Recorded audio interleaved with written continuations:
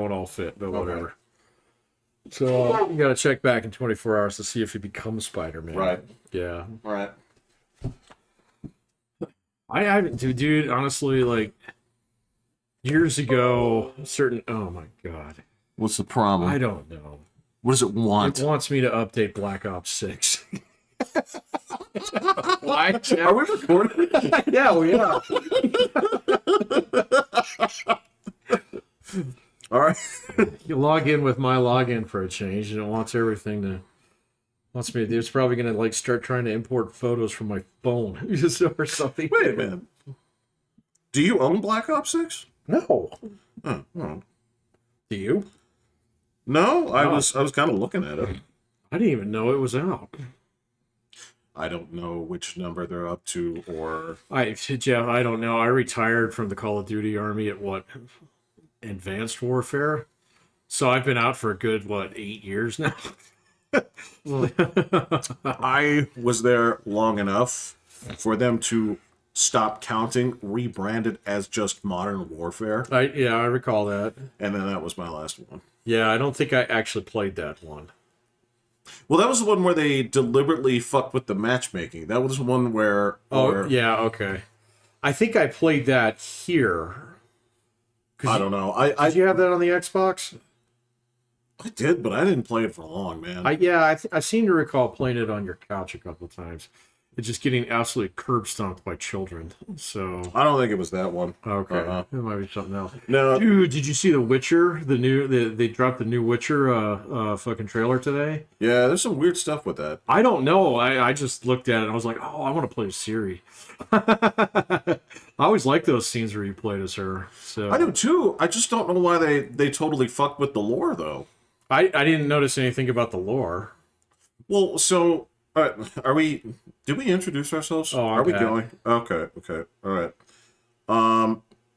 Well, so the weird thing is, all right. So I loved those sections where you played as her in the previous game. Mm-hmm. They did a pretty good job of making you kind of vulnerable, but also like super powerful. You were very badass. Yeah, if you knew how to play. Well, you were kind of a glass cannon. I mean, that was the thing. Was you because you didn't mess with her stuff, right? So you couldn't like make your armor any better or anything like that. So you came in there, you did your swipes and all this other stuff, and you had to play for mobility, right? Yeah. There was no character progression or anything. You were just playing with her for funsies. Right. The thing that's weird is, okay, so in the storyline, and this is what they had in the third one, I mean, and in the books and all this other stuff, she's part of that bloodline. I mean, that's the name of the game, right? That's why she has our blood or whatever. That's why she has them fucking superpowers, right? Right. Okay. She's not a Witcher. She was in my playthrough. No, she's not she can't be a Witcher. Why not? Because remember, they talk about it. The Witchers go through the trials as kids. Oh, yeah. Well, it depends on what ending of the game you got. No, she'll come along with you and basically like be your, it shows like going off that, but she can't be a Witcher. Yeah. Because of she never did the trial of the grass. Well, and that's the thing is, when she takes the potions, her eyes get all like cat's eye and stuff. That's because of the mutations, right? Well, there's a potion called cat's eye. There is, but the reason that they can take the potions is because they went through the mutation. I don't know, man. I mean, they didn't explain enough. Maybe when she was walking the path with Geralt, so she became a Witcher. I have no idea. Well, I mean, they're going to have to do something like that, but it's something that like in their established canon, they're like, look, I think it's to the tune of like 1 out of every like 3 out of every 10 boys survive it. Yeah. And no girls have ever survived it, right? I don't. And it happens when they're kids. Yeah. Right? And so she's not a kid. She didn't go through that when she was a kid. I don't know, man. We'll see. Well, which is why it's weird. I was like, well, if she already has like these powers, why don't you play with it that way? I don't know. Maybe that's what's in there. Like, all it is one fight scene, and then, her, like, going to a village, kind of thing. It's weird. That look great.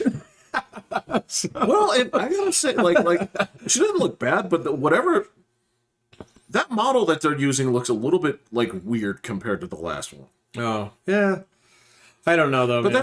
that's a like a CG cutscene. Like I don't know if that's. Yeah, I don't know if that's actual footage or whatever. I mean, I have no idea. So I just like dollars to donuts. They're just kind of like, all right, well, this is the model that we have. So this is all just motion capture. We're just going to use that. But well, and who knows how far out it is. So I don't remember. I don't think it's said. So I mean, I do want to play it. There is just some weird stuff like, why of all directions did you go that way? It's dude, anybody could have called that. You knew she was going to be the next character. No, the next character, Yeah. but why when you have this, it's like, because you have the character, you have the play style that they have. You're Sure. like, all right, so remember in the game, the way that they did that was in lieu of like the dodging mechanic, you had sort of like a Yeah, you could teleport. right. Yeah. So it's like you have a mechanic in there already. Right. Or a skill tree, a unique skill tree like that to play with, but you're going to the old one. Right? Well, who knows? Maybe that's still in there. So they just didn't show it in the trailer. No idea. Could be, but No yeah, idea. I was like, that's kind of wacky. I'm like, maybe I guarantee you they're gonna have like some kind of like depowered reason or something like that. I'm like, whatever. But Well, maybe. I don't know. I mean, the last time when they had the last one where they asked you like, what happened at this place and what happened at that Yeah. place, I mean, because The Witcher 3 has like 9 different endings. So yeah, it's got like 4 endings and like 5 sub endings. Oh yeah. That's not even counting like the DLC. So I mean, who the fuck knows? So Yeah, they're gonna have to stitch all those together somehow. So Yeah, there's something. I was like, no, I actually like was looking forward to playing as her, right? I thought that was the next logical step because I was like, all right, well, you can only take the same main character, right? You can only take the same main character, yeah. set them back to 0 so many times. I can't play as John Marston again. That's what I'm talking Can't about. do it. Like, there's only so many times they can reset you and say, Yeah. like, oh, so what happens? Like, I lost my memory and I forgot how to Right, do yeah. everything. I hit my head on the toilet and I don't remember. I hate that, man. It came up It's- with a it's- flux capacitor. Yeah, I really hate that mechanic. I mean, it works. I don't know. Okay, so I guess when they shoot you at the beginning of New Vegas, I'm like, all right, well, that makes That sense. kind of works, but you get one of those. Right. Right. Right. So again, then the second one or the fourth one getting frozen for 400 years or 200 years or whatever it was. Okay, all right. So yeah, this is basically etch-a-sketching it out. Got it. Well, Okay, yeah. and I didn't mind that opening in the fourth one. I know some people No, it was criticize it a little bit, but I'm like, this whole idea of playing with like the 2 parents and them coming to you like with the Vault-Tec shit, I'm like, all right, this actually kind of Yeah. works. Yeah, yeah. Well, New Vegas' beginning is brilliant. So You get shot. we get shot, but then you gotta answer questions and Right. fucking play the slot machine, the character slot builder or whatever. Yeah. So it's like, oh, this is cool. So that was actually one of the more fun ones that I've done. Fallout 3 or Fallout 4 is fine. So as far as it starts out, Starfield starts out like that. You start out, you pull a rock out of a fucking thing, and it wipes your brain. So At least, I mean, at least it's not like Starfield 2. Again, the thing that's Right, yeah. that's bad is all this shit from last time. Magic Rock erases all of your abilities, and you start at 0 again, right? oh no, you don't start at 0. But that's what I'm saying Yeah. is you've done 3 Witcher games. Oh right, yeah, Right? yeah. One of them already had a lost my memory. It did, yeah, it did. Yeah, you can't do that again. Yeah. And in the beginning of the third one, they keep being like, "Oh, you're Geralt of Rivia." It's like, yeah, like I'm level 6 though. It's like really I forgot how to make potions. exactly. Yeah, it's like I gotta buy all this shit again, and I gotta read all this stuff. Right, And I'm yeah. like, oh, okay. Yeah. So to do Well, that, I never played the first or the second one, so I'm going to give that one a pass. totally So, fine, yeah. totally fine. But I mean, the to do that a 4th time would be like, guys. They can't do it. And all the endings to that game were fine. They're fine. satisfying. Well, I only ever got 2 of them, so Well, there's the one you get if you really fuck things up. I didn't Yes. fuck things up that bad. So That one's depressing, but is that the one where Siri dies? yeah, it's the one where Ciri dies. you don't reconcile with Triss or Yen. Yennefer. Yeah. And so it's just kind of like... I never got that one. I got the one where Ciri became the Empress. You did that one? Well, okay. I got that one on accident the first time because I thought it was what you wanted. So then you go back and talk to her later, she's all depressed. It's like, oh, okay. So the second time I played it through, I was like, well, come witch with me. You know? Right. We'll witch together. You know? And that's a great ending. That one is great. They kill the Emperor. You know, and you do that cool thing where you get to choose what to inscribe on her sword. Oh, and yeah. I'm like, this is really cool. I like Yeah. this. And then, of course, it has that little, like, postscript thing where it's like, that Geralt and, you know, he still took contracts, but he was mostly a homebody or... Oh, yeah, living in not France. Yeah. Right. Yeah, right. However you chose to do that one, yeah. Yeah. I actually did not beat that one. I could not beat that vampire guy. So... Oh, you got to that. Yeah. That is kind of a pain in the ass. I'm not fucking with you. I died quite a few times on that. Bro, by the time I got that far, I was witched out. So, and then you can just talk him out of it. So... Which is kind of dumb, but when I was done witching, so yeah, that was good. It was kind of like the last time I played Cyberpunk through it. I got that dumb ending. So which one? Where everything's fine, but you lose all your cyber tech. So all your cyberware. You have to go through Phantom Liberty to get that one. So.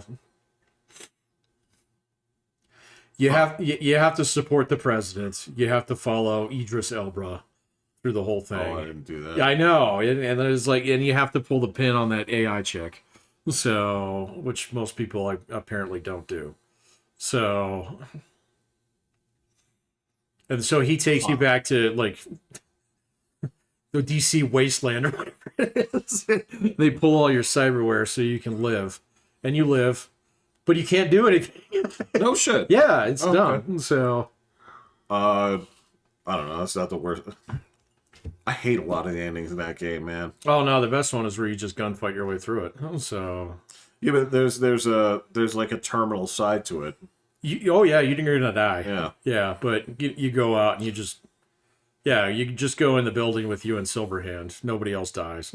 It's fine. Go talk to Rogue later. She still gives you your gun. You know, so.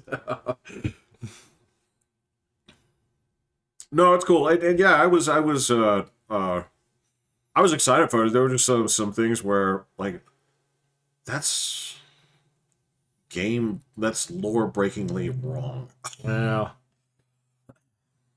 I don't know. It's CD Projekt Red. They can do what they want, I guess. It depends on who's still there. It depends on who's doing the project, man. It's I did not check that, so I have no idea. I guess that this is a big portion of all the game studios that I used to support is, you know, and again, I'm writing about the same kind of thing where it comes to like the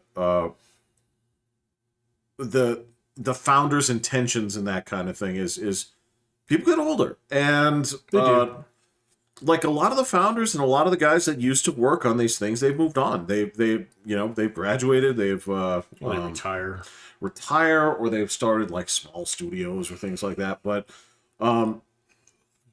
there's a shift where it's like the company that's here is not the company I knew, not the ones that I knew for these 10 years where this was going, and I shouldn't expect the same thing. No, absolutely not. I learned that lesson a long time ago, man, just playing Civ. So eventually, like, because Sid Meier went from Micropost to Firaxis, and then Firaxis to whatever picked it up after that. Oh, right. So, and then you could see him losing influence over that game over time, to the point in time where it just became silly. And so, kind of. I mean, Civ 6 was terrible, Jeff. So it was awful. I don't know if it was terrible, if it just wasn't for me. It wasn't fun. We'll put it that way. Well, let me put it this way. It didn't resonate with a person who's played all the other games in the series. Yeah, that's true. Yeah, that's all I can say. Yeah, I can get if the purpose was to go for a was to go for a market that was new or bigger, something bigger, or used to, you know, different kind of. I don't know if. So I don't know if there's basically like a subsection of people into those kind of games where it developed on a different track. Like, I don't know if and this has like more in common to do with those things. I don't know, because Civ was sort of like my go-to for civilization world for a long time. Although, to be fair, I never played 5, so there was a leap between 4 and 6 that I wasn't there for. 5 was the one with the hex map, if I'm not mistaken. 6 had it too. 6 did have it too, Yeah. but 5 is the first one to do it, if I'm not mistaken. We played 5. I didn't play 5. I've never owned it.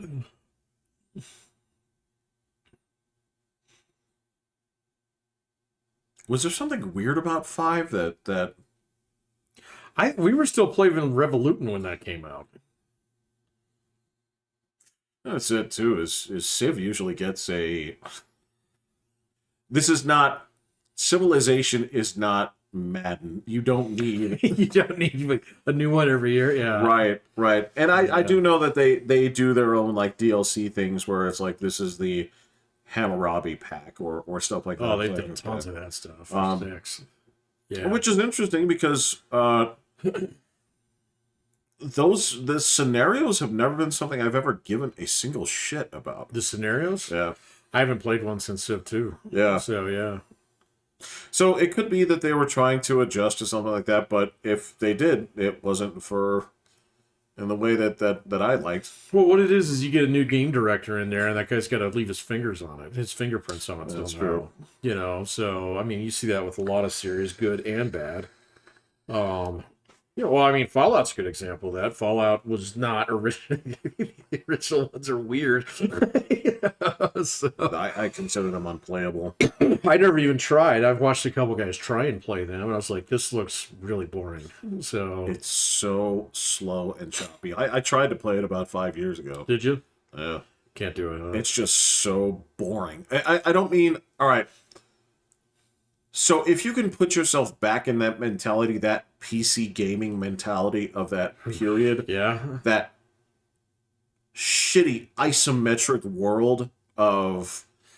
see, I think that's got a little charm to it, but it's got to be the right kind of game. It does, but I mean, that's the thing is, in order for it to work at this point, you'd have to overhaul it. Because, like if you've seen people trying to play it, it's choppy, it's ugly, it's... Oh man, I've played shit in DOSBox. It's terrible. Yeah. So, you know. And so to play it right now, if somebody basically modded it up so that it ran well, or things like that, it's like, this would make it so much more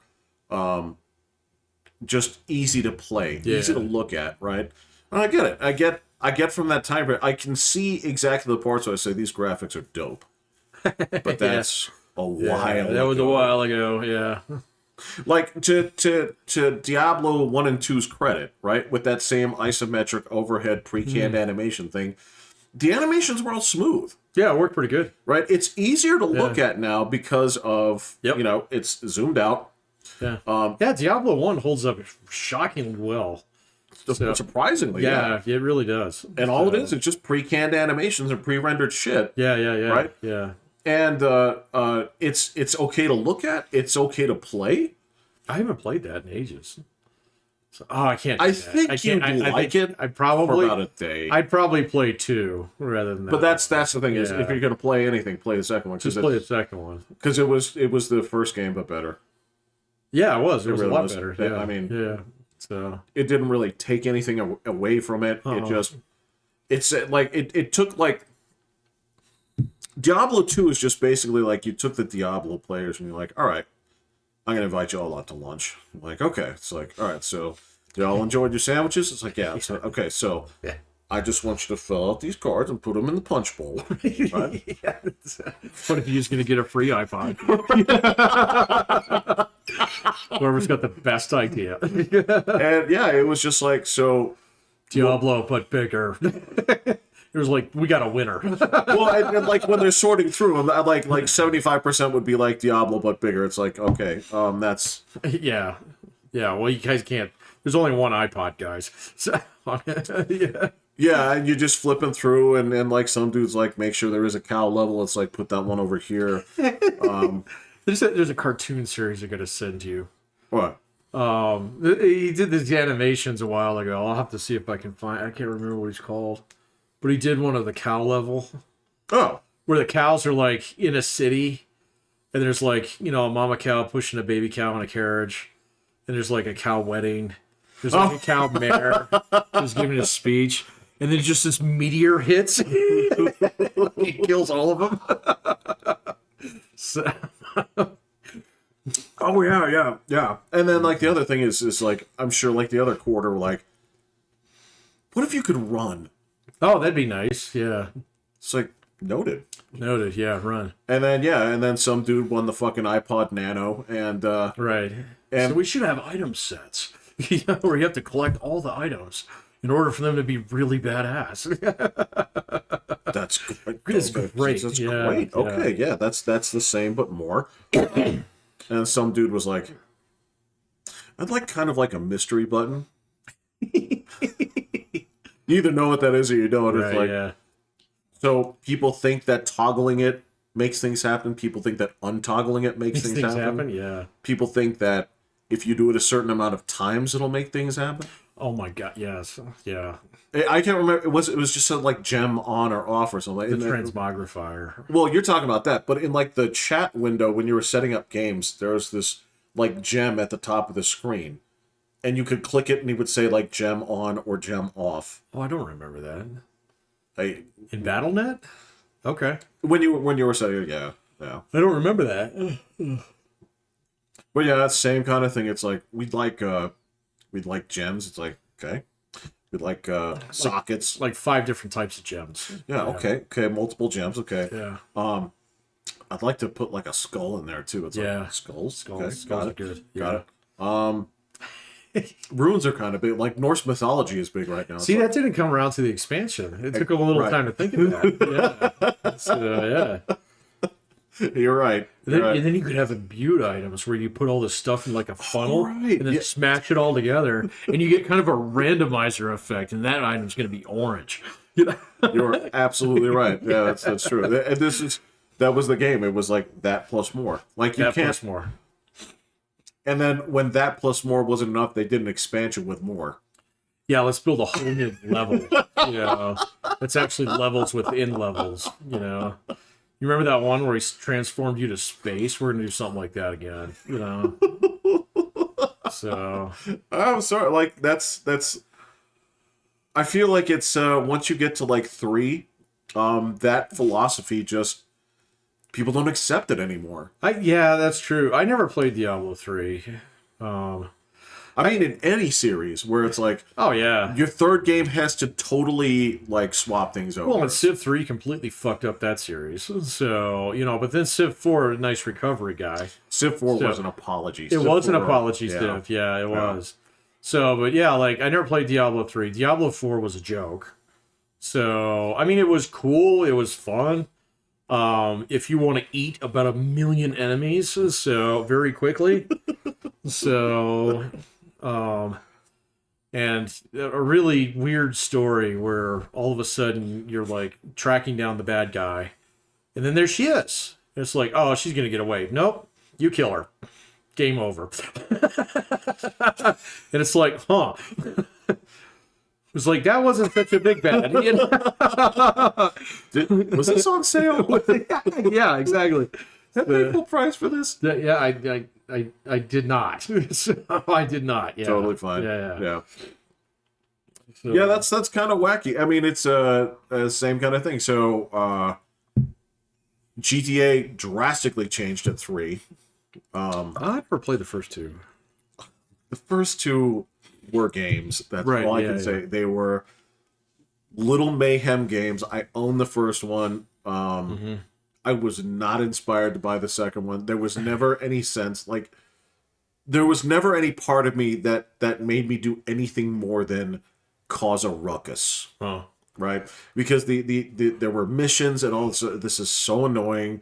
The driving is all this overhead on this map that is just too zoomed in. In 1 and 2? Yes. Yeah, I remember that coming out, and we wanted to play it, but my mom absolutely not. She had like seen whatever was on CBS Good Morning or something. It's so goddamn harmless. Oh, I know. It's totally, yeah. We were playing Doom at the same time, just like ripping dudes in half with a chainsaw. Right. My mom's like, "That's okay because they're zombies." I was like, "Not all of them." Mom, weird. Yeah, exactly. Well, that guy right there. Yeah. He has a name. That dude. Oh, you just tell her that. Oh yeah. This is guy? George. Yeah, that's George. Yeah, he's got 3 kids. Yeah. So, He's a postman. It's postman. Yeah. Watch me rocket his ass. Right. Yeah. Send him into another dimension with his green blob here. I'm gonna turn him into a meat wreath. Somebody. Yeah, I was watching something. It was like controversies about games that you don't remember, and I guess there was briefly like a 2-week stint where people were upset at Redneck Rampage. Oh god, that game was hilarious. I forgot about that motherfucker. So the weird thing is, I was like, what's the controversy on this? That one probably because you drank booze in order to actually heal yourself. That was really about it. They were Okay. like, they thought that some of the weapons were they described them as photorealistically. These were reports from the time, right? Photorealistic.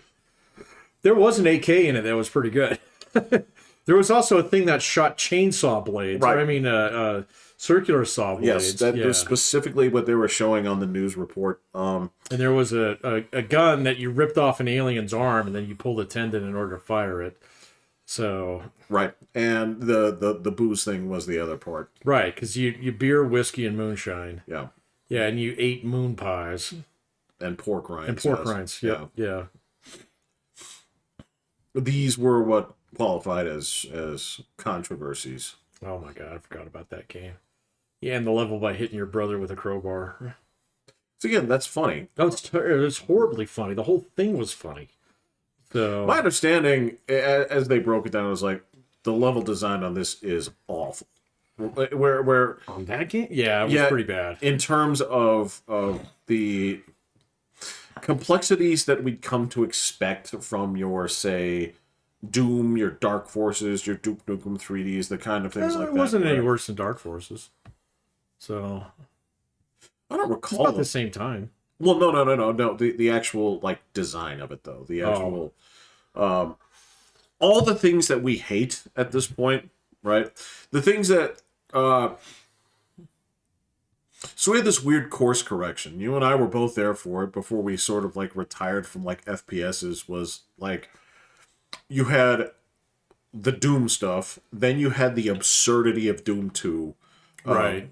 Which was just is like this is wankery, and then people play with that premise for a while until then they joke about it where it's like go down a hallway cutscene, go down a hallway cutscene, go down a hallway cutscene. I was like, okay, well, so now we've seen them both, and I think they're not stupid. I think they're trying to adjust to it and saying that, well, maybe just a little bit more of this and a little bit less of that.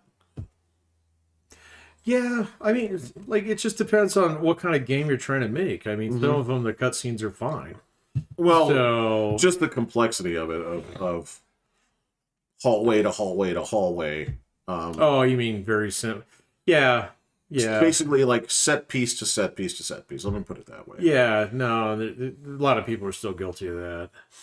So I don't know though, man. I mean, if you actually take a look at like decent level design on certain games, I mean, it depends on what you're trying to do with the game. So like, to me, that's the whole point. Yeah. Right? So like Dark Forces, so Jedi Knight, the level design sucked. I didn't like it. No, it was terrible. So it had way too many vertically integrated puzzles. People thought it was awesome though. Well, yeah, because it was all 3D rendered, blah blah blah. At that time, there's no sprites in that game. PC Gamer couldn't give it enough hundreds. Yeah, they gave them all the hundreds. Yeah. So to the point in time where that button got stuck, and then they gave a whole bunch of other shit hundreds that didn't even remotely deserve it. So, well, you sent a check. I mean, right? Yeah, exactly. You draw enough zeros on this, we give you 2 in right. return. Yeah. Um, but then there's like some games like the first Call of Duty kind of got it right. So because I remember playing Medal of Honor. Medal of Honor had a lot of realistic levels that were insufferably long. So Right. And it was just like, all right, if you want to get 100%, you got to search every bathroom stall in this thing and stuff like. It was like, no, this is dumb. So, but then like the first Call of Duty, they kind of led you through, and there were a couple of cutscenes here and there. So, but they'd be pretty far apart. They weren't even really cutscenes; they were just kind of cinematics. Exactly. So, yeah, where a tank busts through a wall or something. Yeah, you know. Then I played other games where there's way too much of that. You know, the whole thing feels like you're on rails. And it's like, okay, this is dumb. So I would agree. And a lot of times those on rails games get remarkably high scores. But then again, we've seen the result of that. As of today, I think they said IGN had just laid off good 7 of their 10 last staffers. Good, just burn it down. Yeah, at this point. So there's only 3 people left at IGN? Thank fucking God. So, yes. So, clean out the trash. Someone take that shit out of the fridge. Yeah. And you lock up on your way out. Exactly. Please, get rid of it. Get the hell out of my building. Get out of this. Yeah, you guys haven't paid your rent in 2 years. You guys have been drawing salaries, but have not paid your rent in 2 years. I know. No, I mean, like, I can't even read any of that stuff. I probably haven't read any, like my Google News feed still tries to poke me with IGN or Games Radar stuff every now and then. It's like, no, I'm not even going to look at it. You know? So I just, like, you don't need, I mean, and first and foremost, if I do look at it, it's nothing but fucking ad scrolling. So, you know. It's the worst. It's terrible. Absolutely worst, yes. It's absolutely terrible. So, you know, well, like Yahoo News is even worse now, but whatever. So Yahoo News, it's unwatchable, Jeff. I don't think it's kind of like you remember when so this is like to pick on Subway again. Did I pick on them before? Oh, I'm sure you have. All right, well, I'm going to pick on them now. I mean, I know that they had their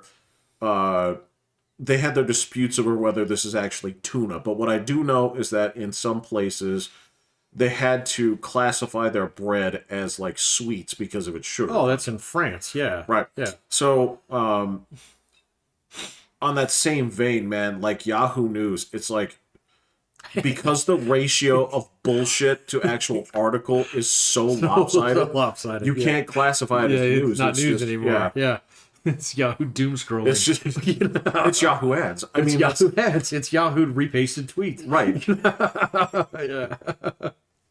So, yeah, it's insufferable. So the same thing's true with almost all games journalism, man. See, the whole industry is coming apart at the seams, man, and I'm excited about it. Actually, I am really excited about it because, you know, like there's this level of it where it's like, all right, buckle up, boys. You're gonna enjoy your last couple of years of AAA titles here, man. Right. So after GTA, if GTA, you know, GTA 6 might make a mint, probably will. So, you know, but beyond that, the idea of having a collective gaming experience that we all had at the same time is gone. It's done. Yep. Because about half the people who play GTA 5 aren't going to touch GTA 6. So there you go. They're going to go find other things. They grew up a little bit, or, you know, they're aged out of it. You know, so playing GTA 5. I mean, keep playing GTA 5. You know, they'll find something about 6 that pisses them off, so they won't pick it up. We're seeing that with a lot of different series, most notably Dragon Age lately, so whose numbers suck. They are terrible. So, you know, and that'll basically teach any studio out there to think about hiring a 100-person staff and renting an office for 3 years. So, oh yeah, that's pretty much done. You're talking. You better own the building if you're gonna do that. Well, I mean, by own the building, it all returns to nothing, man. It's like it started in garages. It's going back. Back to garages, man. Just like music, man. And it's just like, to think about it, like movies still have like this aura behind them because, you know, the history And, I mean, the movie theater is still a unique experience. It is. That's not something that you can duplicate at your home very easily. Even if you try, it's not quite the same. It's not. Well, the thing is, so I'll put it this way. Maybe 1 out of 50 times would I say that a performer's live performance is better than the studio performance. Yeah, sure. Right? Yeah. But at the same time, totally different. They why make do all you go their to money off concerts? it. Yeah. Why do you go to concerts? Well, because of the energy that you get from 10,000 other screaming lunatics. Right? Yeah, and movies are kind of the same way. So, that one will still stick, and like concert series will still stick. But the whole idea that you have millions and millions of like adoring fans just waiting for The Witcher 4 to drop. Okay, it's going to be true, but it's not going to be true the way that the trajectory was going like 10 years ago. No. So, no. So, and then like the whole community is just, it's gotten nasty and fighty and silly. So, well, I mean, you had at least 10 years of people saying that we don't like our audience, we don't like our market, and we want these people to be our market. So there's this guy that I listen to who's actually talked about this quite a bit. So, and the thing that he's actually been saying lately is that the games industry attracted a lot of people from creative arts. Yeah. So over the years who have a very bad way of viewing games. Yes. So, Yes. And it's like this guy ran an indie studio for a while. He just retired. He's like, I'm done. He's like, I'll make games. I'm not going to release them to anybody. So they're just mine. Fair enough. Yeah, at this point in time. Pretty ballsy, but what? Pretty ballsy. He says he's fine money-wise, so he don't give a fuck. So the question is, why do you have a YouTube channel? But whatever. Yeah. But regardless,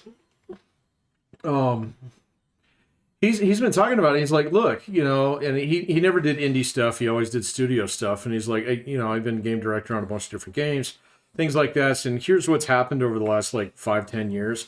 It's like, it used to be that, me and 3 other guys would get together and we would sit down and we'd have to write all the dialogue. So now I go out and I suck at writing dialogue, so I can hire someone to do this. But what I get back is an entire fucking narrative. So, and he's like, no, bro, I need you to write dialogue. All right. Meaning that there is no end to this story. I get to pick that, not you. But then he would get dialogue that would just go towards where that guy thought the story should go. So, and he said the same thing with art and the same thing with like, his quest creators and all that stuff. It'd be like, your producers have notes. Yeah, exactly. So, and he was just like, and so it's gotten to the point in time where in the larger studios, it's completely unwieldy because, you're going to spend months fighting about something that doesn't matter. So, and then you're not going to have time, to actually like, really flesh things out and think about it and see if that actually works narratively and blah, blah, blah. And he said, you've never really had that in the past, but the fact that the people who wrote the shit and the people who illustrated the shit and the people who designed the shit were all in the same room, really made a big difference. So, and he says now, like, the way that these games have gotten, he said dialogue was the hardest one because if you're going to do it where, like everybody expects voice acting these days, he's like, you have to do that shit first. So... and so if you get through that and you don't have a decent story fleshed out and then you realize you want to change it later, he's like, then you got to get everybody back in the studio, you got to get them mic time. If you got expensive actors to do some of this shit, you might not get them back, so and he was just like, it's insufferable. That's why he was like, that's why you shouldn't have a main character that talks. And I was like, I've seen it done both ways. Now that I think about it, I can tell you, I don't know if it really matters. Well, let me ask you this. I mean, here's the thing. You just played through, Fallout New Vegas, right? Are you still playing it or are you done? Oh, I haven't started it back up. So, okay. Yeah. But you were playing it, right? Yeah, you don't talk. You don't talk. Yeah, right? No. How do you find that versus the Fallout 4 experience where your character did talk? It took me a while to notice it, to tell you the truth. Yeah. So, like, see, the thing is like that game, I mean, I guess I gotten used to it because Fallout 4 was like that. The Witcher, of course, is like that. Red Dead is like that. And then there's another one that we played. Oh, Cyberpunk is like, you got a voice in Cyberpunk too. You do. Yeah, you know, and then I was sitting there thinking about it, I was like, does it really matter? I was like, well, okay, it matters if you're playing as John Marston, okay, because that's your guy. All right, but if you make the guy, actually it doesn't matter. You know? Well, so here's the weird thing is, what Fallout 4 has is, well, actually, I mean, since you can compare the two, right? We joked about it before, where Fallout 4's options are, hey, I want you to do this for me, and you're like, yes, yes, yes. No, but I'll be back in a little bit to say right. Yeah, right. Versus, as you've seen, the absolute chaos that you can create in New Vegas, where it's absolutely bananas chaos. So where because the dialogue options they range from like sure to going to kill you. Yeah, you went from 0 to 100 really quick. Yeah, give me your money. Right, exactly. And then there's like barter. I'm going to kill you unless you give me your right. money. Yeah. I mean, so there's a lot more within that. If you have a silent, you're right either way. I mean, it just depends. Well, I mean, even if you have a silent character, you still have to record what people are going to respond. So correct. So you're still kind of handcuffed by that. So, absolutely. Yeah. Yes. And so I've seen it work both ways. I imagine like Fallout 4 could have worked, but you know they tried to do. I feel like they were. You know what's funny is when they went to Starfield, they dropped the talking main character. Oh, that's right. And that one's newer. Now that you mentioned it, yeah. I didn't even think about that. I still didn't help. Not much, but I guess I didn't notice it. We'll put it that way. I think that's the subtitle of the game. I didn't notice. Yeah. Right. Yeah. Well, yeah, but I mean, and so anyway, back to my point, he was saying that there's a lot of people who either A, want to write novels, B, draw comic books, or C, make movies, have gone into the game industry, and all those people are about narrative rather than gameplay. So, well, and that was kind of his point. He's absolutely right, because the gameplay is the narrative. Right. So, well, yeah, and he was talking about it, and that's why he says, like, GTA and Red Dead, he's like, those aren't actually role-playing games. Not even a little They're bit. adventure games, and so you play as basically a comic book character in those games. And I mean, so was The Witcher. So was... I guess The Witcher is the same. I mean, you get a little bit more agency in The Witcher than you do in the Rockstar games. You do, but we're not talking... It's not a huge amount.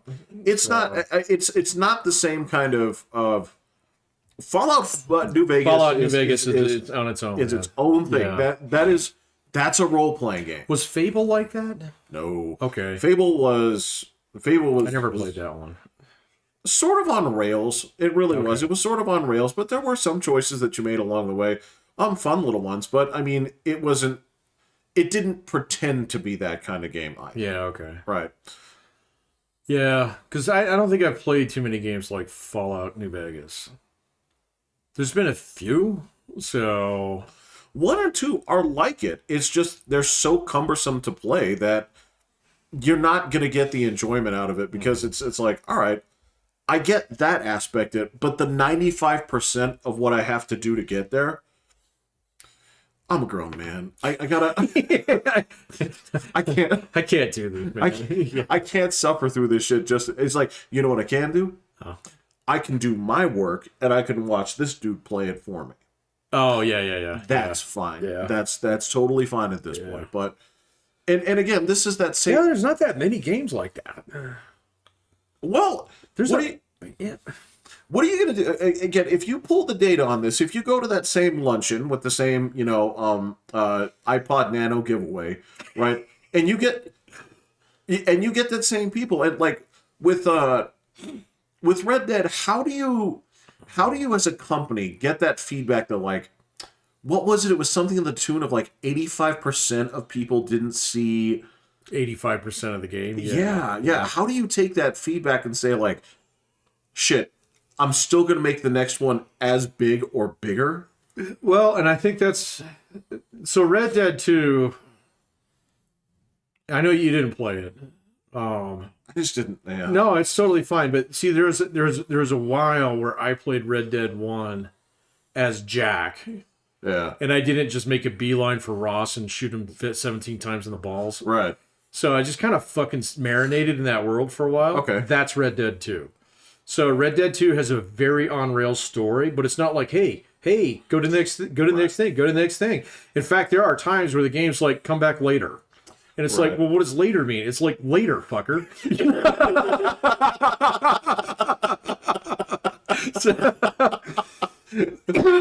It's the Old West. We don't have calendars here, man. Right, right.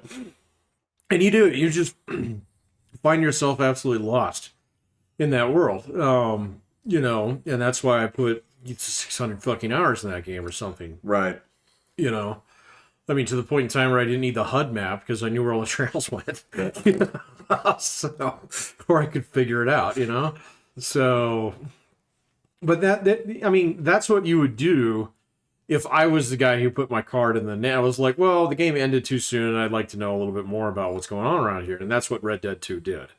All right, Red Dead 2's story is immensely more depressing than John Marston's story. I mean, John Marston has this like blaze of glory in the end, So right, yeah, no, you don't get that with Arthur. So you die of tuberculosis. God, and you do so slowly. So you try and save all your friends, but you can't save them all. In fact, most of them die. So it's a tragedy. So it's a tragedy, and it's coming. And so you spend a little bit of time thinking around, but I have never once felt the need to play that game again. So, I mean, I've played the online version because you can go in and you can just hunt and fish and shoot and rob stagecoaches and shit, and it's kind of fun for a little bit, but it's hollow. Right. So there ain't nothing. It's like GTA It's online. just that. Now, here's the problem. I have been watching people have the most fun with GTA. GTA Online with friends is insanely bananas. That's the trick. It's like this is like it was like a 30-person like international cadre of personalities playing this. Yeah. And so that's the fiction that was created. See, that's fun. Absolutely. Yeah, they don't do that in Red Dead. But the game itself is just It lends itself to that. here's all the building blocks. Yep, have at it. Right. Yeah, it's dollhouse game, kind of thing. Here's all the toys. Play with them. And that's fine. But Red Dead Online was never like that. So yeah, after firing that up again like twice and saying, oh, maybe I'll do this, I'd get maybe like 3 hours into it. I'm like, no. I did it. I did it. I'm good. Yeah. Whereas when the second time I fired up The Witcher, I was like, oh fuck, I remember this. Yeah. Let's do it this way this time, So that is true. Okay, and to that end. Same thing with Cyberpunk. So To that end, all right, it wasn't that I wanted to play the story again. It was like, I put 2 points into this build, and I want to go. I want to go like super cutter, or I want to go. Yep. I want to go like punch things. That was part of it. Where so much fun. that's the difference. I think is you go in there with a different build, and I don't think like GTA 5, GTA, anything like that. It's not a different build. There's different weapons. Just collect all the guns. Right. Yeah. But I mean, you could play it differently, but I mean, no, it doesn't work like that. I mean, and you are who you are. You're Michael. You're Trevor. You're Franklin. Right. It's which was a genius thing about the actual like story mode of that game. It's so stupid, but I mean, it is, but it works because you get to try on multiple personalities. So it is, and you eventually you settle in on one of those people, I think, and there's just like they're all. I don't want to call them pathetic characters because they're not. They are. That's the thing. They sort of. They're all losers, but not in a way where you're like you're gonna pick on Franklin. You're like, your aunt is so annoying. Oh, and you become like this stone cold fucking hitman later on, and your aunt is still hitting you. Exactly. Yeah. And then you're just like you're playing this trouble. It's like you're a fucking lunatic. And I'm not. And I don't. Yeah. Why are you machine gunning people in the middle of the street? It's broad daylight, dude. We gotta get the fuck out of here. You're like the other half of his brain. Yeah. And then you get the Michael. It's like you are this cucked out snitch wiener. but at the same, it's like, but I still sort of identify with his like family dynamic thing going. I'm like, yeah, it's like the son is such a loser that you kind of like him. it's just exactly, yeah. It's not his fault. And again, it's just it's the entire universe is just like take your personality, turn it up to 11, and that's who everyone is. I'm like, all right, I get it. You know, I and the bad guys are so cartoony in that game. It's great. The FIB guys, and you know, of course, yeah. They're so cartoony. It's just great. It's so satisfying when you push the car off with that guy in the trunk. Even though he's supposed to be like a tech billionaire, you know, like take a swim, dude. Again, it's not You good, blow up but Mark Zuckerberg. yeah, exactly. It's not good, but it's fun, right? You because you wouldn't. Life Invader.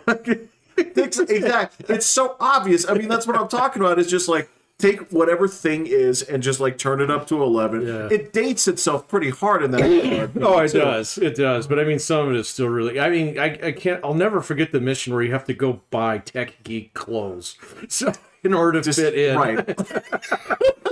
It's like I got a man purse. It's like you're gonna be perfect, dude. So, Yeah.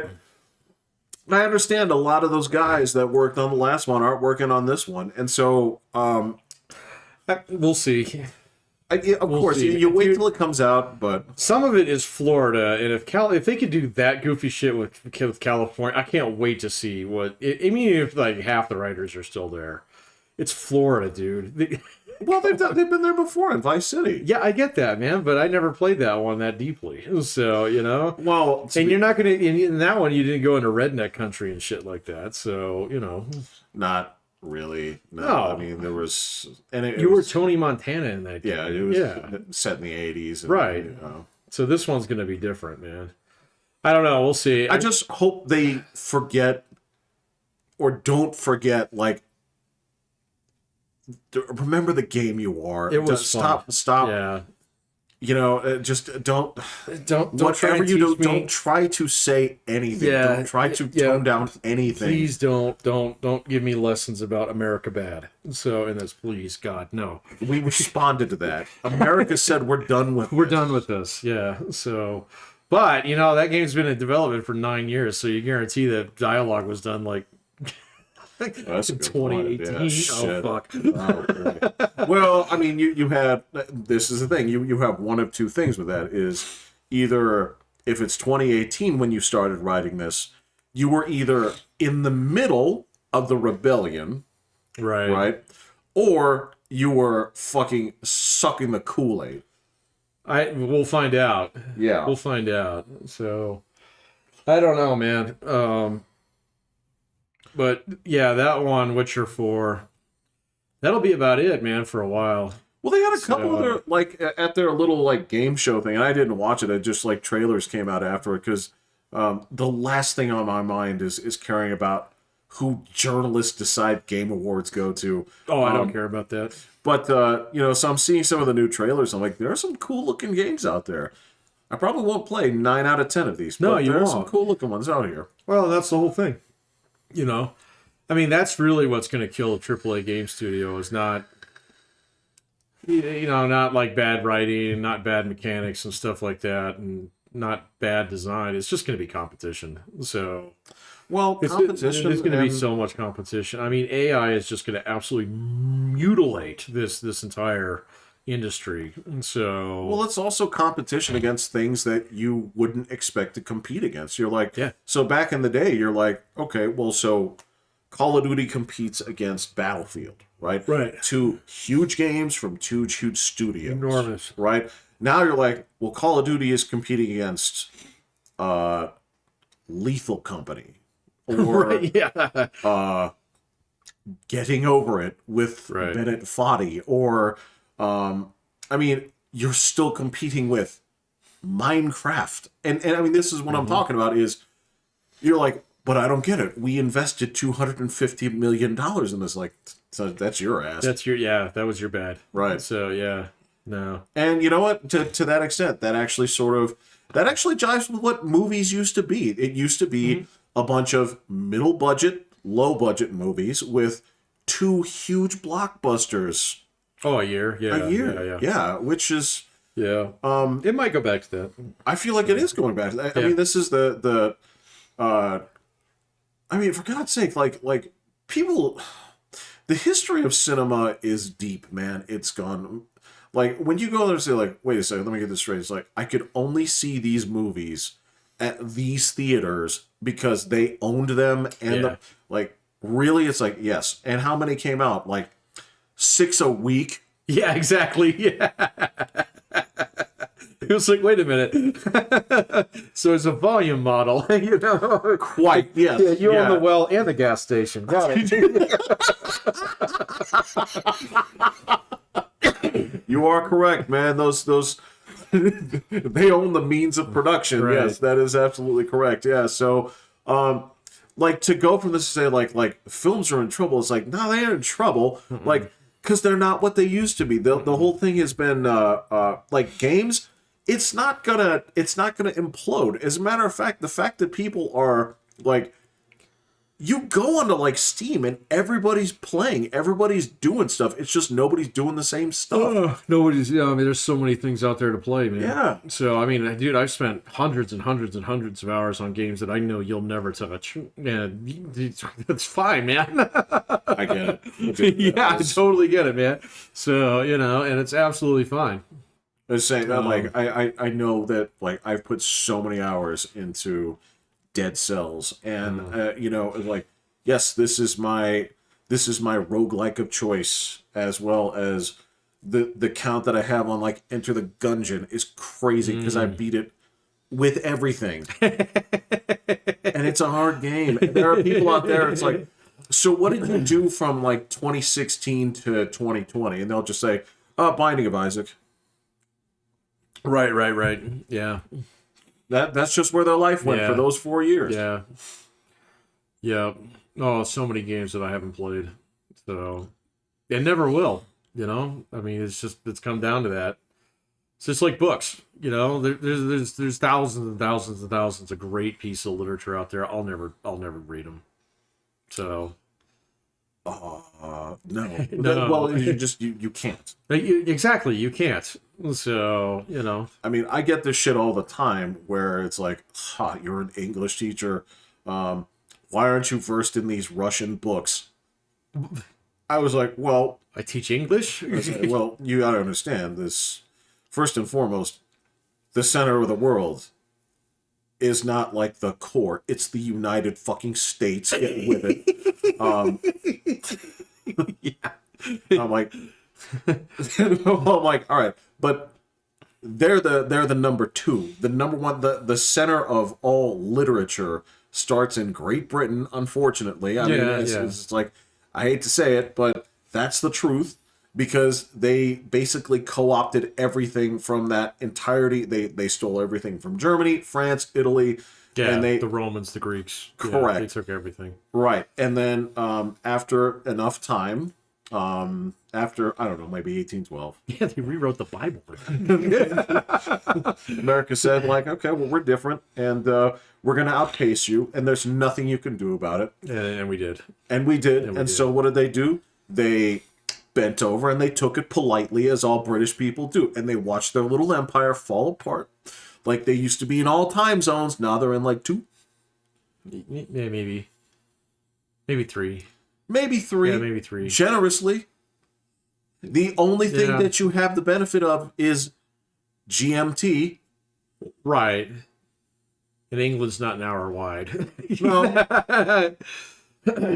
No, I mean, I don't think they begrudge that though. So. No, I don't think they do. If they did, they would have thrown a hissy fit about 20 years ago. They would have fought. Actually, they would have fought tooth and nail to retain Hong Kong, and that's where you would be like, okay, well, you guys. Oh, they lost it back in the 50s, man, when they didn't fight for Egypt. So. They almost dragged NATO into a war, and both America and Russia said, "Oh, I'm sorry, you're done. We're actually in charge here, and we're not going to fight over Egypt." Right. So go back to your island, and they did. But if they were going to fight over the last of their scraps, right? Yeah. Over the last of their empire, like they would have fought for India, they would have fought for. Oh, India went before Egypt did. Well, yeah, Yeah. peacefully. Yeah. Yeah. Right. Mostly. Yeah. Yeah, they let them. Hmm? They could have fought for it. No, they weren't going to. No. No. Mm-mm. But anyway, yeah. So. Well, they were broke. So. And then yeah, so they're like, so why don't you know all this Russian stuff? Why don't you know all this German stuff? Like, look, I don't have time to fill up on all the English shit. I don't have time to fill up all the American shit. Stuff. I'm so far behind on American shit. I've read very little from this century, or I mean, last century. Right, right. Nothing from this century that wasn't Harry Potter based. I don't think that really counts. Yeah. So whatever. You know, like there's just so much. And then it's like if you want to recommend something, no problem, I can do that. Hook me up. Yeah. Man, so like I've read a little bit of German lit and a little bit of Russian lit, and both that it's all depressing. And quite honestly, I am just not interested in that. So I'm sorry if you want to give me another copy of Dostoevsky's, like whatever that teaches me that all Slav stories end poorly. Because the history of all of your endeavors end poorly. And I'm supposed to feel empathy or sympathy or what? Pride? I don't get it.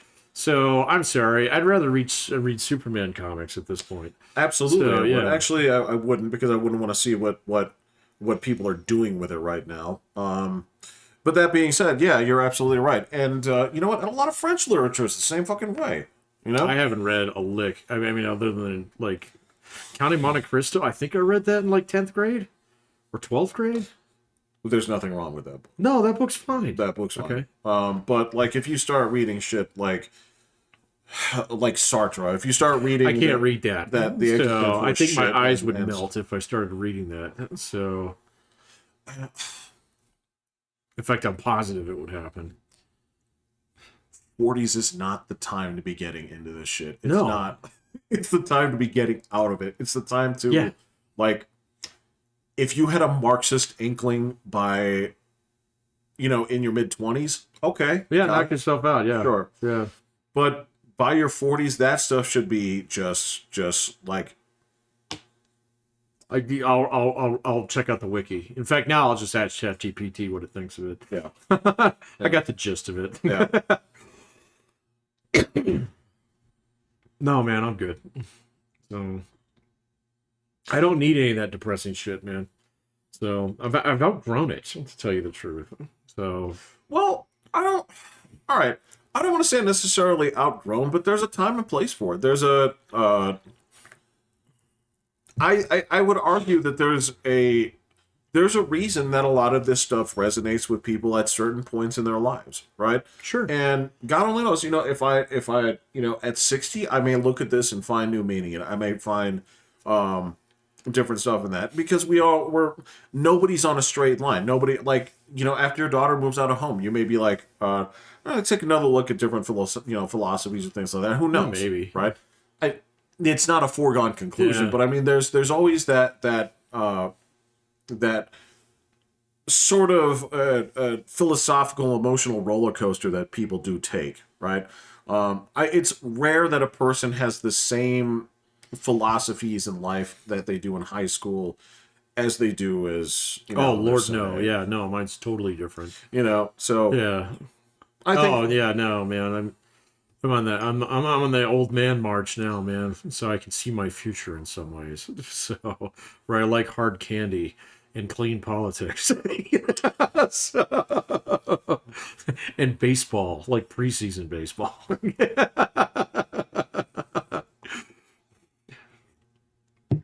I'm not with you yet. I mean, there's still there's still a part of me that still like seeks out new media, that still seeks out different stuff like that. I'm always looking for things that, like, the one thing I don't like, the fact that when I watch things or jump into things, that I'm waiting for it to disappoint me. That I don't like. That I don't like. Yeah, I can see how that would get under your skin. So because at this point, I'm always like, oh, what is that thing that? It's that phrase you don't like. It's that reckoning. Not just reckoning, but there's a. Like as soon as you get like the hint of like communism or something or like oh yeah and you're like, God damn it, it's one of these. It's one of the exactly. And so, as soon as yeah. It's got a little bit of paint in my pasta sauce. Get it now. It's just that at this point it's like if I get the hint of if I get a hint of certain things in what I'm doing, I'm like, it immediately makes me think less of your work. Yeah, no, I can see that. It just draws me straight out. Unless you, again, if you're subtle about it, that's totally fine. Or if that's what the movie's about, hey, no problem, right? Like you could go out there and like, if you wanted to, all right, I'd be like, I don't know why I'm watching this. But if you wanted to make a movie and just straight out say like, look, nobody's really done this here, but we're going to try and make Stalin look like the hero. Like springtime for Hitler, huh? Yeah, I was like, okay, show me how you what do you got. this. What do you got? Show me how you do this, right? I could jump into that. Now, if you were in the middle of like the Back to the Future remake and you try to make this is what I'm talking, and I'm like, and I sense like communist sympathism in this. I'm like, right. Fuck you. Yeah, the horse you rode in on. Yeah. You know, just. Here comes the jab at American healthcare system. Got it. Absolutely. So, yeah. No, we just talked about that with Spiderman. It is what it is. It's Spiderman. Yeah. It's so fucking funny. So I just have no time for that, man. It's just... I don't either, man. I have very little patience for it, but you know, like I have a decent amount of tolerance for that in some ways, and it's just like, oh, okay, well, fine. I mean, you've got this perspective and stuff like that, and I understand where you're coming from because I used to empathize with that, you know, pretty heavily. So until I went through things with the system, it was like, actually, it's fine. And so now it's just like, well, I'm glad you didn't have to go through those same things, but I'm just at a different place than you are. Sure. So but if you're going to sit here and if you're going to pick up that hammer and all you're going to do is hit the piano with it over and over and over again, I'm not going to sit here and listen to your concert. So, you know, I got better things to do. So, you know, so sometimes it's okay if somebody's on an off note or something like that. Yeah, okay, fine. Absolutely. So, but still, at the same point in time, I mean, it's like I mean, my daughter does this to me sometimes. She assumes that I'm stupid, so that she's really clever, and that I'm dumb, you know, and that I don't know what she's up to when it comes to like not doing her homework or lying to me that it's actually done. And I'm like, you know, you're smiling while you said I'm not stupid, right? So, and I'm not the one who's going to suffer from this. You are. Right. So, you know, like, why don't you just get it done? So, well, I already did it. It's like, well, okay, then why don't you show it to me? Well, I can't right now. I was like, why not?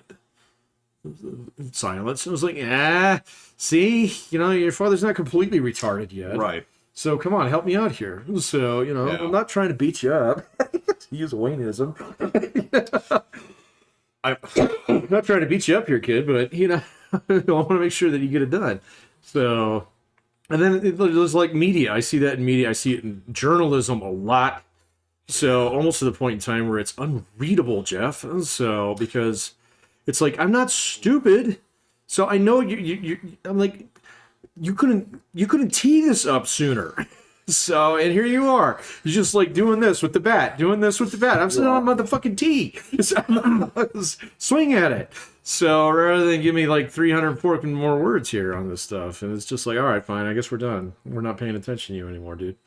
So pretty much, and especially like with that, there are a lot of yes, I know your tricks. Yes, I know the little thing, and it's not necessarily a trick, but it's something that if I see you do it, then I know exactly what you're doing. Yeah, I know exactly what kind of writer you are because if you pepper your things with phrases like late stage capitalism. Not just that. Okay, that's something where it was just, testing your literacy. No, but I'm talking about. It's like putting a fragile sticker on it, man. It is. It is. But under the same token, if you're writing something and phrases like any reasonable person or no reasonable person wouldn't, like where they where they're I love the double negative on those too. Right, where you're coming to you're reporting the facts. You wouldn't never, Right, but the whole point here is to basically say like no reasonable person wouldn't come to this conclusion. I'm like, well, it's the same version as nobody with half a brain would. It's like, oh, so if I don't agree with you, I have half a brain. Right. Cool. And I'm not saying they're usually not that overt with it, but they usually go that second route where it's like, there's no other possible right conclusion except this. Yeah. Right? I'm like, I'm not asking your conclusion. No. Because I'm smarter than you. Right, well, or at least I'm not falling for what it is that you're saying. So, well, I can say this. Doesn't necessarily mean that I'm smarter than you, but it definitely means that I'm wise to what you're doing. So, Well, the thing is, you're writing it at that point for your own vindication. And I'm not Jeff, that is all writing these days. I'm not interested in your vindication. I'm not interested in in attending your therapy session. Yeah. It's not for me to work out. My God, dude, that is 85% of the writing that is out there. And it is 95% of the writing on Twitter. So, it's just, it's terrible. So it is absolutely awful. It's really hard to actually drill into anything that's informative anymore. So, there's never, the reader will make the conclusions they will. So and it's like, well, thank you. Please let me do that. Because quite honestly, that shit doesn't sell. So, it doesn't grab eyeballs. It doesn't gather art. It doesn't gather advertiser interest. So, right.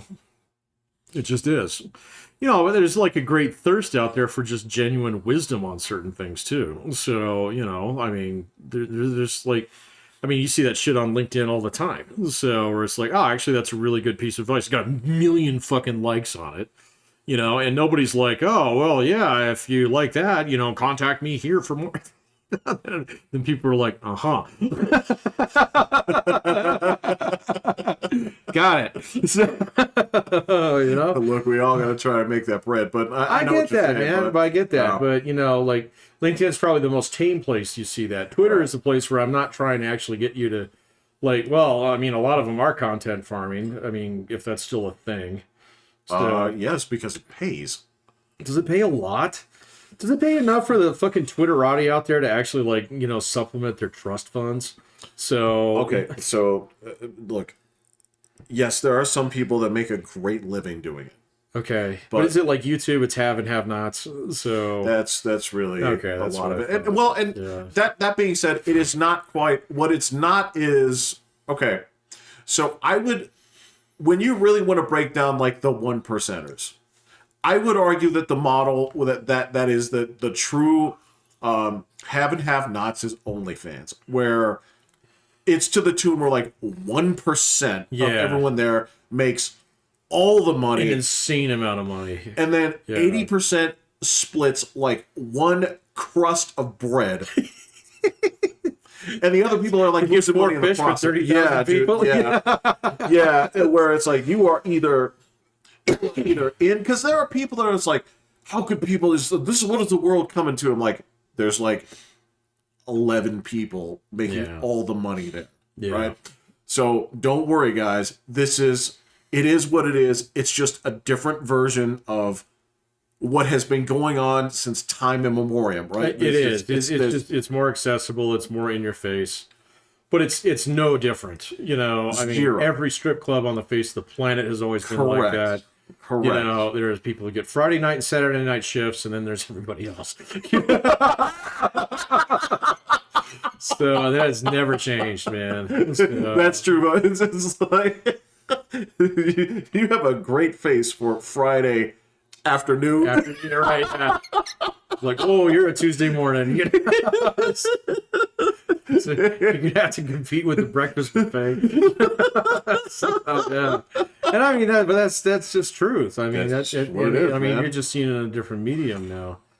Like someone was going off on that this week. Who the fuck was that? About OnlyFans. I can't remember what it was. Man, I've been up to my ass in grading all week, so the whole week is kind of like fucking flooded together, Jeff.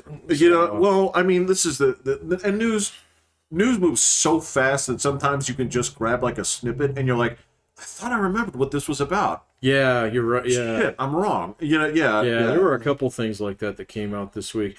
In between all the the end of 2024 on my bingo card was never fucking drones over New Jersey, and it's a legit concern, I guess, man. But I mean, like, because of it fucked up the airport in New York. Which one? I can't remember because fucking God damn it, the one that's making coats out of Dalmatians, their governor, Hochul. Stewart? Yeah, no, from New York. Oh, she's got one of them cigarette holders.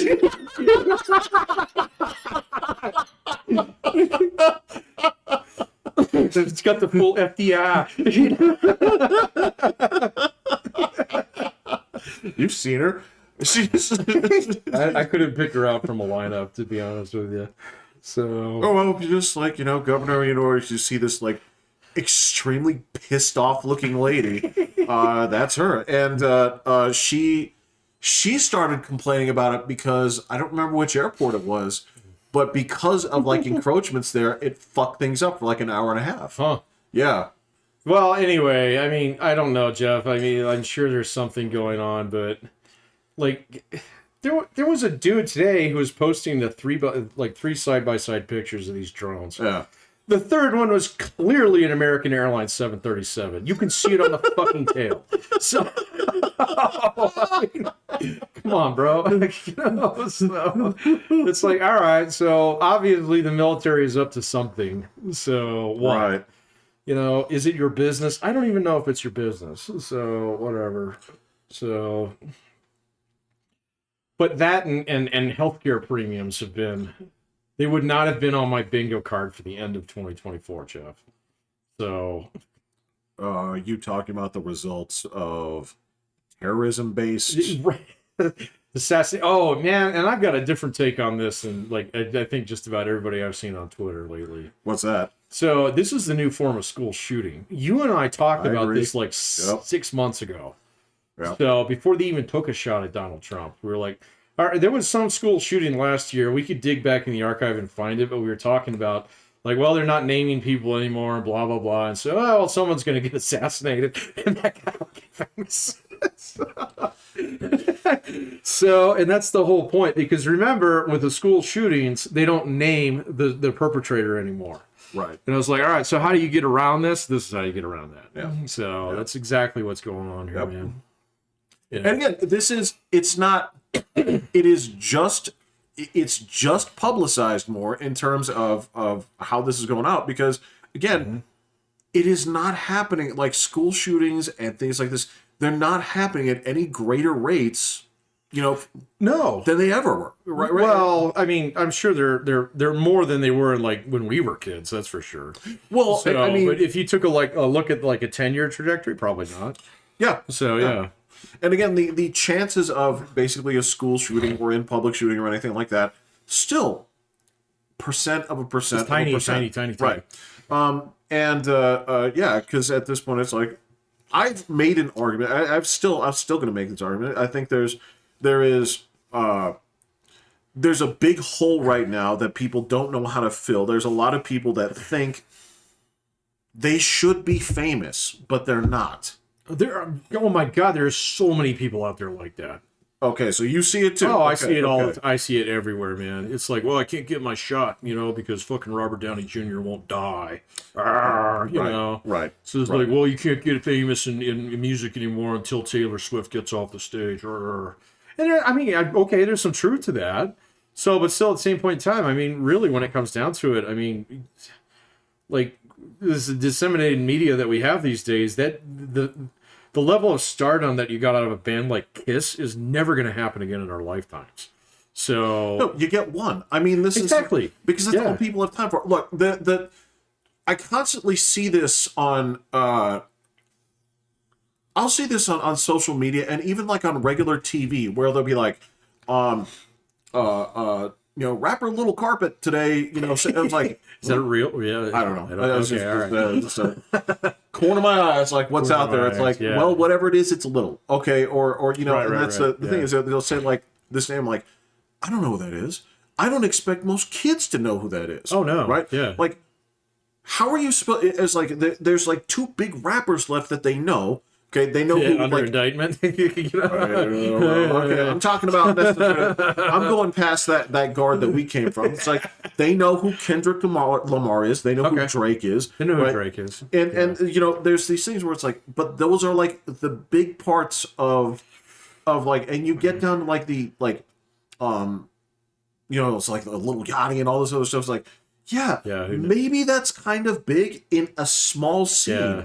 But that's the thing is we don't see like, again, like we don't see like the bigness out of like Beyonce because Taylor Swift is there. Exactly. She's occupying all the space there is. There was a time and people were like, oh, I missed this when like fucking like in like 2000 when there were like 10 people or all that big. It's like, no, it's different.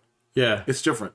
You can't put all your energy into that. No, you can't. Nobody can. No, and I mean, even pop stars who were pretty big at one point in time now are just they're almost laughable. Like Katy Perry's a good example of that. Every article that I see about her doesn't talk about her music, talks about Ozempic now. So yes, and it's like that sucks, man. I mean, that's one of those things where it's like that just speaks to like exactly how little, like stardom actually matters. And I mean the same thing. That's the point. Same thing is true with movies, man. I mean, so Robert Downey Jr. is going to be, what is he? He's going to be Dr. Doom. Yeah. Okay, and everybody's like, get the fuck off the stage. Let somebody else play that, blah, blah, blah. And he's like, no. He's like, okay, well, you're 62. You're going to be around for another 20 years. Great. Right. So, yeah. And then, like, even, like, there are so many guys where I kind of recognize the name, but I have no idea how to pronounce it. Right. I don't know I couldn't pick that guy out from a crowd. So, I mean, the days of, like, instantaneous stardom with 1 or 2 big hits in Hollywood, that's done. So, it's long done, man. And there's no pipeline behind it, man. So we've basically hit the refinery.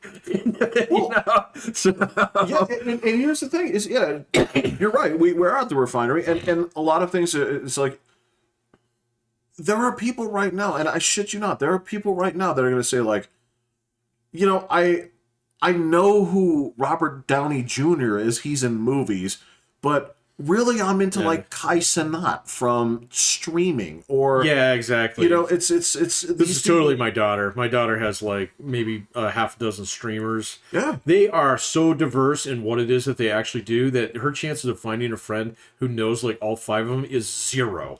So Pretty much. And you know what that means? This is the amazing thing about it. Mm-hmm. Are you ready for this? It means that the friends that you have, you're going to have to meet them and appreciate them for their personalities instead of the fucking media they like. This is like rather than what they wear. This is the... Man, dude, I do have to say that. All right, so when I go to school and pick up my daughter, the clicky fashion thing that we had going on, that is completely gonzo. It is for better or worse? Way better. You say it's way better? Way better, man. Kids kind of dress how they want to dress.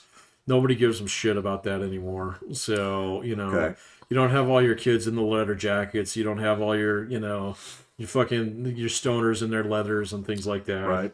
So, like, everybody wears, like, generic sports gear.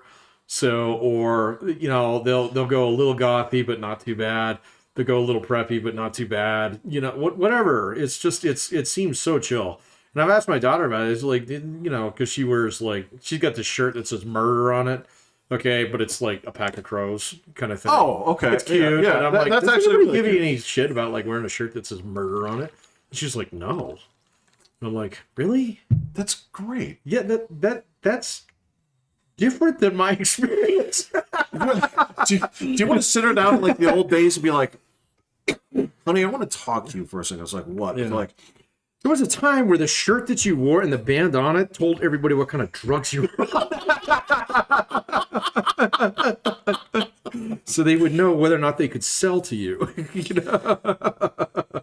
All right, daughter. So you got to understand. It's like, all right. So you didn't want to reveal your family's economic status by wearing Keds. Yes. Keds. Yeah. I may have had a pair of Keds once, Jeff. So, dude, I know. You can switch over to Chuck Taylor's eventually, man. So, you know. Well, Chuck Taylor's, you were either with it or you were broke, and it was hard. It was kind of hard to tell. That's correct. Yeah. So it was good camouflage. It was they were slumming clothes. That's how it went. You did that on purpose, not. Okay, well, you know what? If that's gone, all right, that's fine. It's a better society. I think so. I imagine that in some places, like if you live in Malibu, I imagine it's different. But I'm sure. But here, yes, that not was my a little, problem. Right. There's certain things are evergreen. It's like, what are you wearing? T-shirt and pants. There is a lot of T-shirt variety. and pants. Yeah, Yep. There's a lot of T-shirt and pants. Yeah, so that's it. Yeah, and so you know, I mean, we're a little bit better off in that respect. You know, because. Yeah, it doesn't matter what kind of clothes you wear or what kind of music you listen to or things like that because, I mean, just the amount of variety. It's almost like picking on someone for liking a certain type of pasta anymore. It's like, well, you still eat pasta, right? Yeah, it's, you know, I like this kind. It's like, okay. Do you think you can come in here like in Rotelli? Like Rotelli. Is that exactly? Did you think that was not okay? a ravioli house, young man? You know. Yeah, I mean, see, it's that irrelevant, you know. The only problem I have with ravioli is it's not really a problem. It's that they're so good that you get like 6 for $14. I haven't had ravioli at a restaurant in ages for that very reason. I love ravioli, but yeah, wherever you go to get it, they are proud of it. Yeah. And this is for me, it's like, could you make those like just a little bit smaller and give me like 29 more? Yeah. It's like, what, you mean pizza rolls? Get out. Out. Yeah. I haven't finished my drink. Yes, you have. It's true. And it's weird, yeah, because, you know, it's that same thing that they do with, like, I can't picture this sometimes when it comes down to like dating sites and all these other things. They're like, well, what do you have in common? I'm like, the values you have in common. Like, when it comes down to it, I'm like, so both of you are it's like, well, we're compatible. We both like Harry Potter. I'm like, how much of that? We'll talk about as much of that we can in a month. Well, yeah. You know what I mean? Is like just using things that you have in common as the basis to being friends or having a relationship it seems absurd to me. Well, I never subscribed to it, so a lot of people do. A lot of people always have because they're like, oh, well, we're compatible if we both like movies. So, well, no, that just gives you a convenient excuse to spend time with each other. The goal should be to spend time with each other, you know. That's the primary, right. Not the secondary thing. Right. So, yeah, you know, because there's people who have a lot of things in common, but then on other things that are actually important, they're 100% incompatible. So, I've seen that happen plenty of times over there at the yacht club, Jeff. So, of course. Yes. So, I mean, there are certain things. Oh my God, that thing is not healing up. Is it? No, it's great. Yeah, no, that's really good. Sorry. This is radio, not TV. So, well, I'm just saying, like, so because of your age, that's a scar now. Well, yeah. I've got tons of those now, man. I know, I do too. So I think I got a new one on the cheese grater today. So, I was going to ask you, is that it's just not a cheese grater. You just... Hey, man, you got to use the real Parmigiano Reggiano or whatever you say. So, look, I don't have the cultural backbone to say it, so... I don't either. Yeah. I don't really know. It's all right. Yeah. So, but... No, it's weird. And again, I don't like lament this. This is the thing that really like separates me from old people, I think, and I think you too, right? Okay.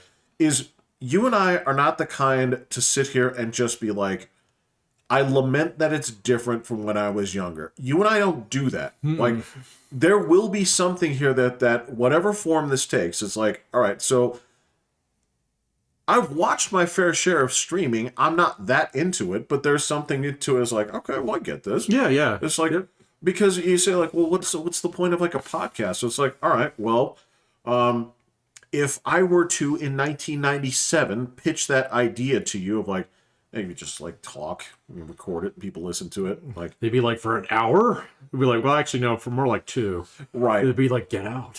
Yeah. So what is this fulfilling? It's like, no, you don't understand. You don't understand. Yeah. People are going to, you got to remember, it's like, so it's 5 years after high school. It's like, yeah. So like, you have friends that have like gone off to the military and then they started living their own lives and didn't come back. And then like, then you fell out with this dude because he like did this. And you're down to like no friends. So you're listening to people that are still friends, like argue about stupid shit. Right, yeah. Like, and this is this is the most retarded idea I've ever heard. And this is going to be the market. It's going to decide the presidential election. It's going, yeah, 2024. It's going to put Donald Trump over the top. You're like, get the fuck out, man. So leave whatever you're smoking and get out. Yeah. It's the talk where it's like Ronald Reagan, the actor. You know, like yeah. It's 1985, man. It's like, yeah, this shit, I'm like, it is going to change. We're there with it. Maybe it was because you and I, maybe it was because we saw, like, the PC world change, like, so fast. It did change really fast. Around us, you know? Well, I mean, not just games, but media in general. Yeah. So we saw, I mean, we were there for the Napster days. So, the fucking Wild West. So, of that whole time where we were just going to stick it to the most evil industry that had ever existed on the face of the planet since slavery, So Oh, that word. Oh, I know, man. It was like our version of it back then. Yes.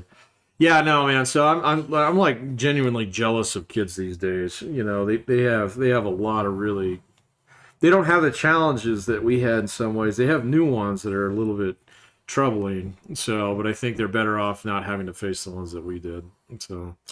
Well, again, this is there are things that I remember with reverence, but also at the same time say, like, I shouldn't have survived that or have left with all my fingers, one of the two. Well, yeah, and see, that's the thing is, like, I do have a little bit of that reference for the non-bicycle helmet wearing days, but there's a lot of blood on that, Jeff, and I mean, there's a lot of people who are dead who shouldn't be. You're correct. And their only offense was not wearing effeminate. Yeah, by other guys' definition. Yeah, I didn't want to fuck up my hair. So yeah, like, why? You don't comb it. Right? Yeah, exactly. Yeah, you let alone wash it very often. So yeah, there's a lot of dead guys out there because of that stupid shit. And so like when people remember back when we used to play outside, it's like that's great. So I remember when we used to hit each other with sticks and boards and nails in them, and I was like, that's dumb. So hey. Dave, it's like, you know how your elbow doesn't move right? Right, yeah, And it doesn't you have to be more that than an hour way. and a half in a stretch, yeah. Right, right, exactly. You know why your nose is on fucking sideways and people make fun of you? Dental work gets more expensive as you get older, Dave. Yeah, there's a certain amount of like appreciation that I have for that. There's a certain amount of like, look, I don't know how you take it. I don't know, and again, I wouldn't ask anybody what that moment is because some people haven't crossed it. But I imagine that most people have like some incident in their life where it's like, because I did this, I know I can do this. I know I can survive this. I can, sure.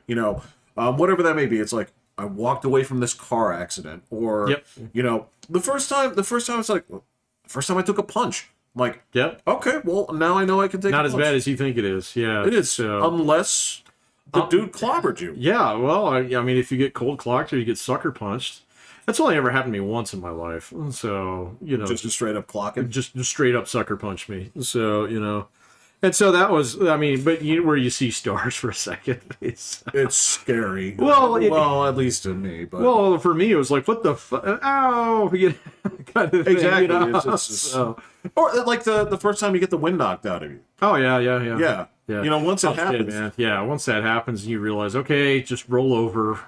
So get on your knees like this. You'll be okay. Just count to 10.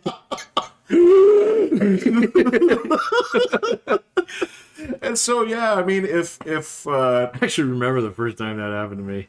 you don't forget, it's Yeah, I was probably like maybe 8 or 6. I fell off the monkey bars in my backyard. oh, And I thought it was going to explode.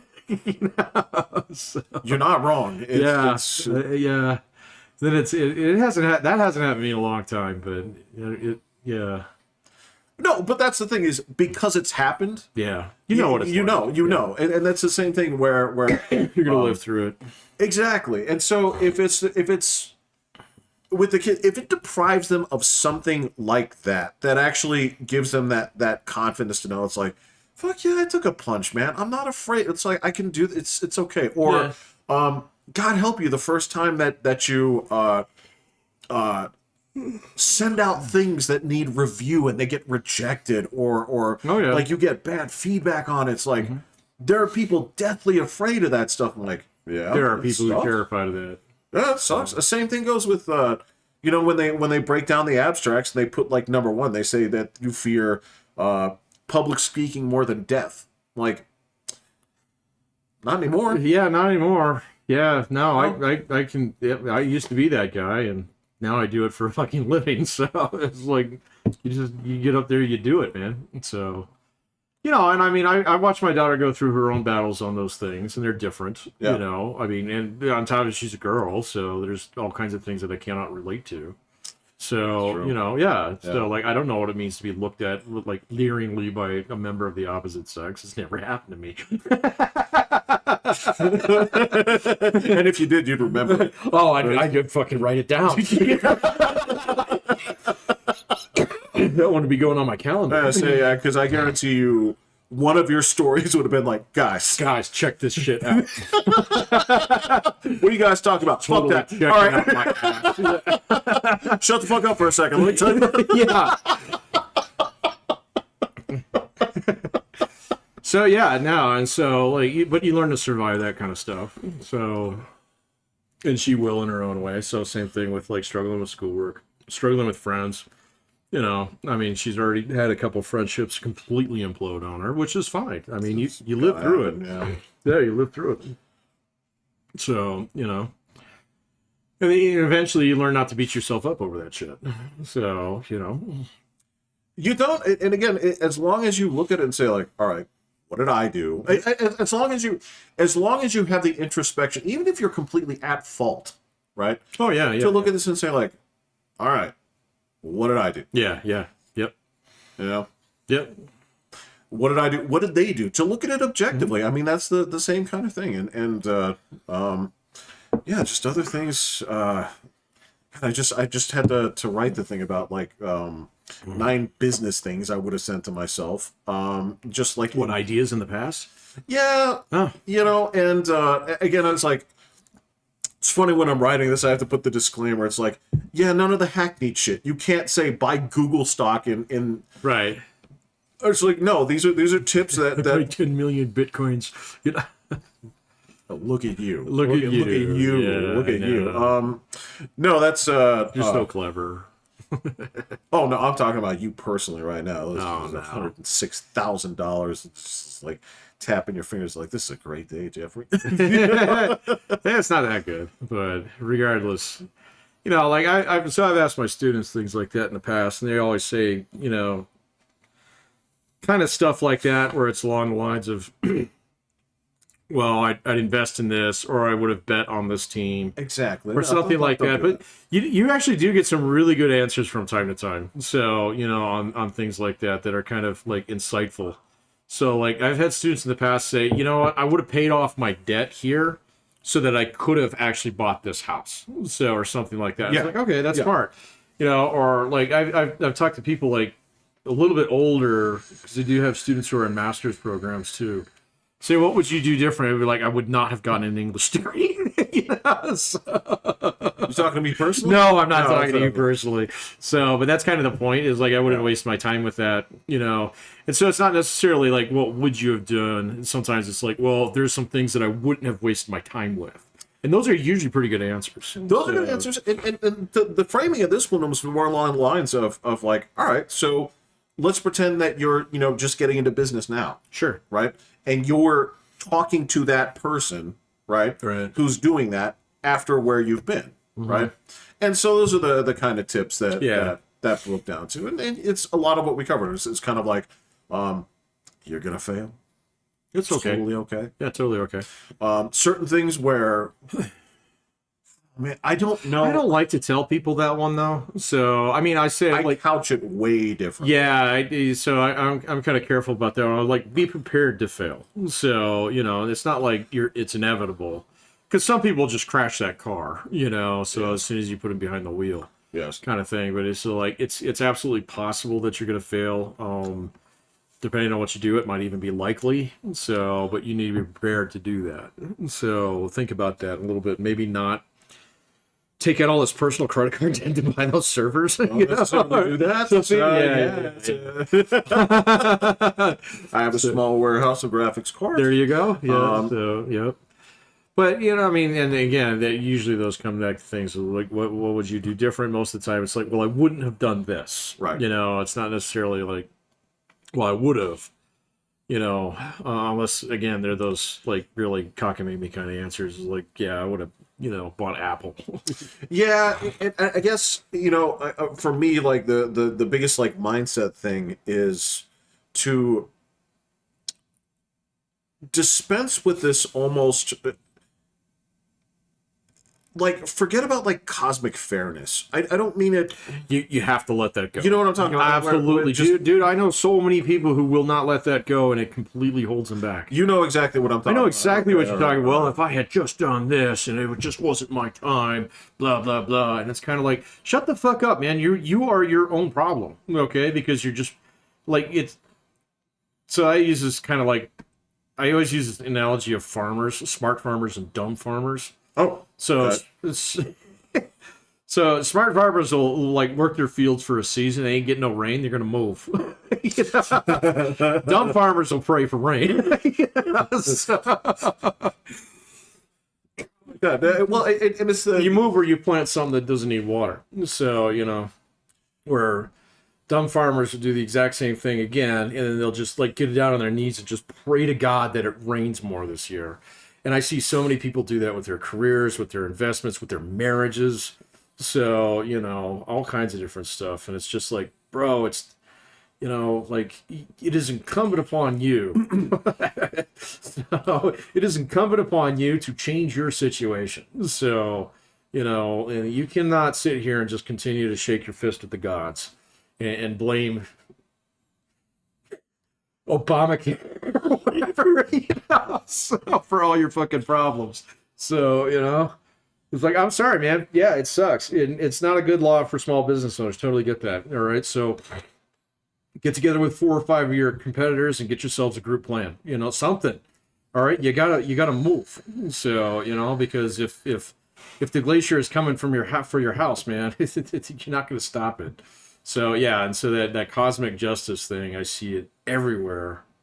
Well, I see it. It knows no boundaries in terms of how old, or how young, or how rich, or how poor. You just see it's almost ubiquitous. There's just a certain type of person who, if things don't go their way, it must be the gods. Okay, so I mean, there's two components of it. It's like a small and like a big thing. It's like, number one is,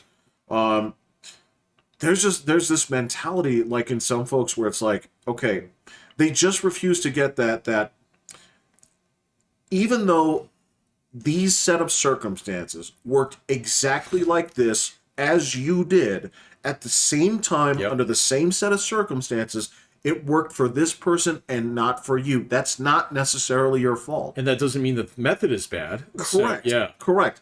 Two things to be exactly and work for one and not for other. And there's no, it's not a fairness or anything like that. It's just, that's how it works sometimes. What it really comes down is people are not willing to accept a random.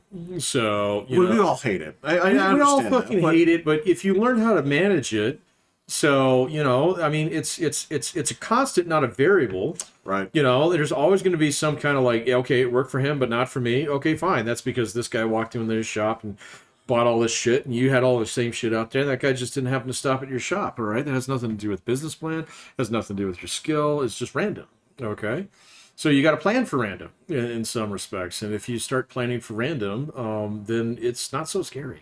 So, you know. Yeah. So if you're that farmer and if you have a great crop one year, save half of it.